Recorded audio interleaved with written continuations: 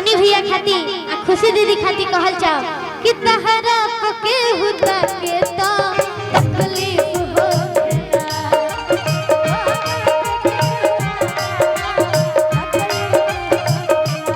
तहरा के हुदा के तो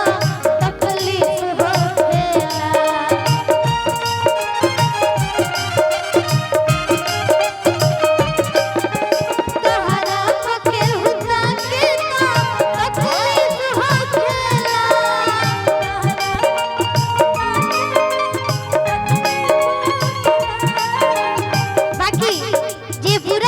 ताकेला ओकरा खातिर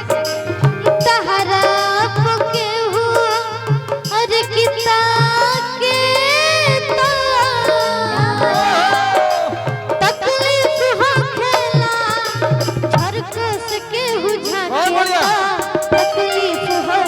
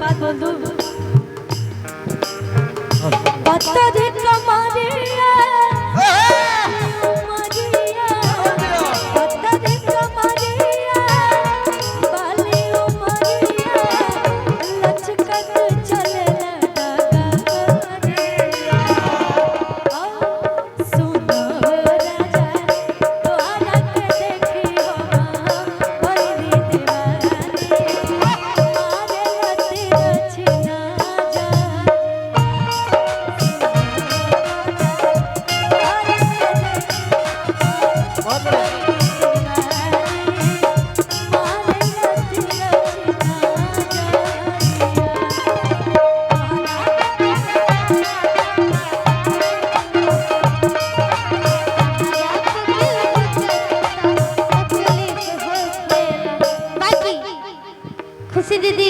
जरूर खाती कहल चाहब जनों से बेसी तहरा के जानी मनी ले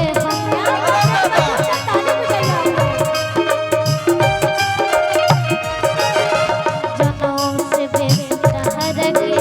जानी मनी ले ई हमनी के पूरा जितना भी कलाकार हमनी के फैमिली बा पूरा वर्ल्ड में सबके उखाड़ कि जनों से बेसी तहरा के जानी मनी ले हम जनों से बेसी तहरा के जानी मनी ले हम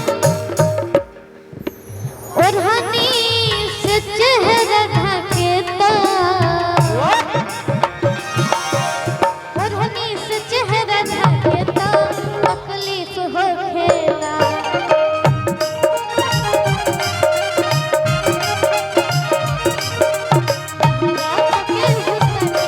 लेकिन भैया मीठा मीठा चलते हम देखनी है कि कुछ नया भाई लोग के मन नहीं खेला गाना पर तो ही खातिर कुछ नया नया हो जाओ कौन गलती कईनी पहिला भेट में एक बार अच्छा लगी तो हल्ला कर दे कौन गलती कईनी पहिला भेट में राजा जी दर्द होता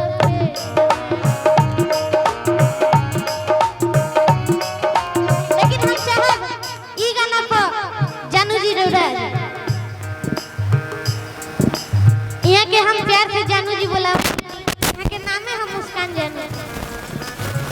मजा नहीं मिले चॉकलेट में, मजा नहीं मिले चॉकलेट में, राजा जी दर्द